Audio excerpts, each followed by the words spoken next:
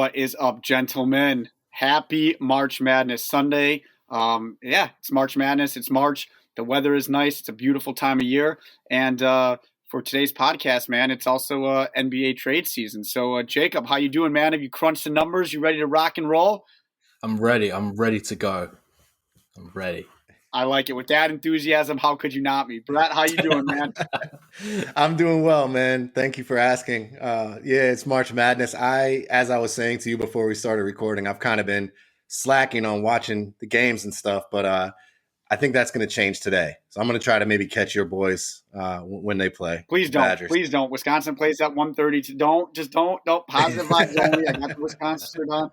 I got it. But hey, boys, before we get in today's episode, support for the Overstated is brought to you by Manscaped, who is the best men's below-the-waist grooming. Manscaped offers precision engineering tools for your family jewels. They obsess over their technology developments to provide you the best tools for your grooming experience. Manscaped is trusted by over 2 million men worldwide.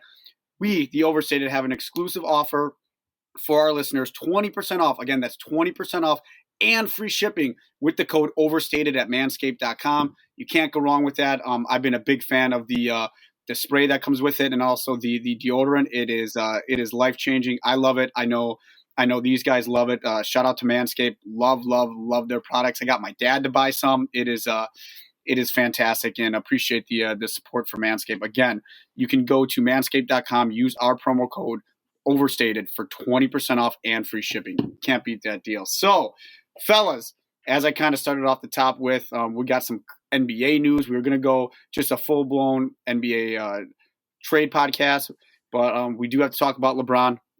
He did get hurt yesterday against the Atlanta Hawks. And Wojnarowski reported that it was a high ankle sprain and he will be out indefinitely. Brett, I saw kind of what your first thoughts were. I think this kind of puts a knife into the LeBron MVP balloon. But Brett, we'll start with you. Where do the Lakers go from here, man? Because that team is built around Anthony Davis and LeBron James. We know AD. His Achilles, I think it's a little bit worse than people are letting on. He hasn't played in quite a while.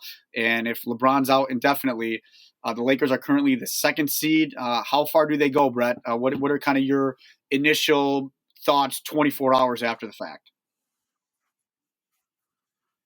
Well, that indefinitely, that's a little bit vague. Normally, though, that would mean like a couple weeks, I would think. So I would say if LeBron and AD are both out at least another 2, maybe 3 weeks, they're going to fall at least a couple of spots. I really think. I think they could probably sort of tread water and stay roughly where they are with one of those guys, but with both of them out, I could see them going down to like the 4 or 5. And if their absences extend even longer than 2 or 3 weeks, they could fall lower than that because it's pretty close in the West. It's not the way it is in the East where the top 3 are head and shoulders above, everybody else. In the West, it's a little bit closer. It wouldn't take that much for them to fall.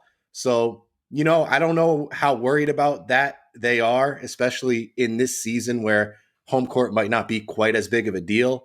But it would be pretty wild to see them fall to like the 5 or something, or if they fell to the 6, something that I was thinking about is that they could maybe end up playing the Clippers in the first round, which would be really crazy. So, but again, indefinite, what does that really mean? As I said to you guys before the podcast, I think LeBron sort of controls the terminology there with what they're going to say about his injury. I mean, like I said, if he wanted them to say 2 to 3 weeks, they would say 2 to 3 weeks. If he wanted them to say 2 to 3 games, they'd say 2 to 3 games. If he wanted to be extra dramatic, he might tell them, just call it indefinite. But he has a say in what's put out about him. He just does. And so like indefinite makes it sound so long, but if they say that and he comes back after like 2 games, everyone's going to be like, oh my God, LeBron, he's superhuman, this and that. He's built different because he was out indefinitely and now he's back in 2 games when like maybe the ankle sprain's not as bad as they've led us to believe, or maybe it is. A high ankle sprain can be wicked. Ja Morant had one earlier this season. There wasn't as much fanfare surrounding it, obviously, but he missed a pretty significant amount of time and he actually came back on the early end. So it's not uncommon for that to be a month plus injury. And maybe that will be the case with LeBron. It's just vague at this point. And so it's hard to say, but I think they will fall a couple spots in the standings. And if he had any MVP case, I really don't think he does at this point. I think he probably does have an MVP case, but I agree that just looking at it now, if they miss like 3 weeks, that's 11 games, I would say. I think it's fair to think that this Lakers team, without their 2 stars, is going, 3-8, 2-9 in that stretch, because Schroeder, Montrez, those guys, that's realistically their best kind of tandem now. And in the West, that's not more than a real lottery team. But I don't see them falling. I think 6th seed is probably where they'll end up, because in 7th you've got San Antonio, and San Antonio would need to go like 7-4 or like 8-3 across those games to climb above the Lakers, assuming the Lakers went like 2-9, 3-8. I don't see that happening.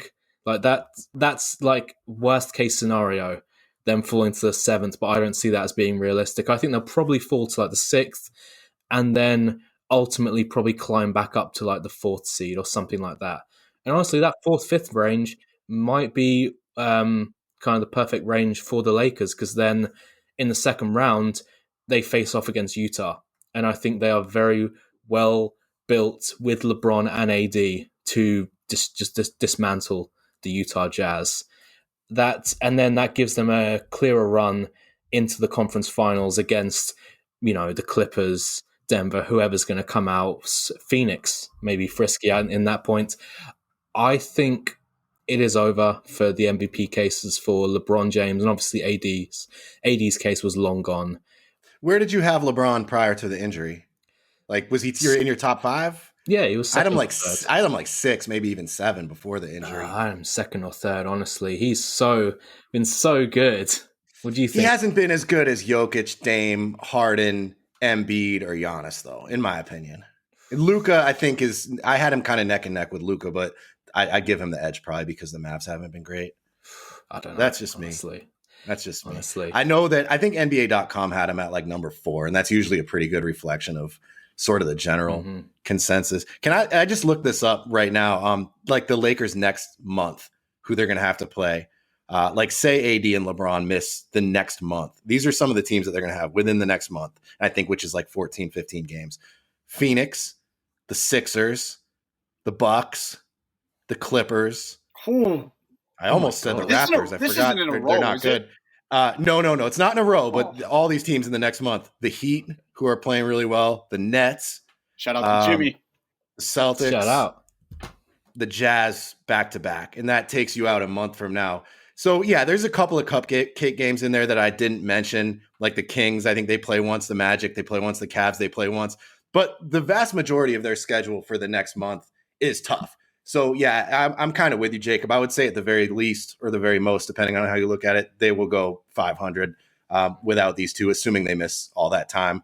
So, yeah, it's going to be interesting. But even if they say they go 500 for the next month, they're still probably like a 4 or 5 seed. And then they might have some time to regain some ground. But it's significant. There's no doubt.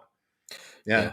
And they're so playoff centric, given the short turnaround. It wouldn't surprise me because LeBron, he probably wants to come back sooner. It wouldn't surprise me if they said, no, all we care about is having a healthy team in the playoffs, and we think we can beat anybody. They might end up in like the 6th seed by the end of the season if they really hold back. Because I know AD's injury is a chronic injury. Like it's I can't remember the name, but it sounds like tendonitis, but it's not, because tendonitis is inflammation. And he has like a chronic kind of medical expert problem. Jacob over here. I didn't know we had our own. I'm not a medical expert. I read someone who is a medical expert saying about that. Like, well, I am not an expert.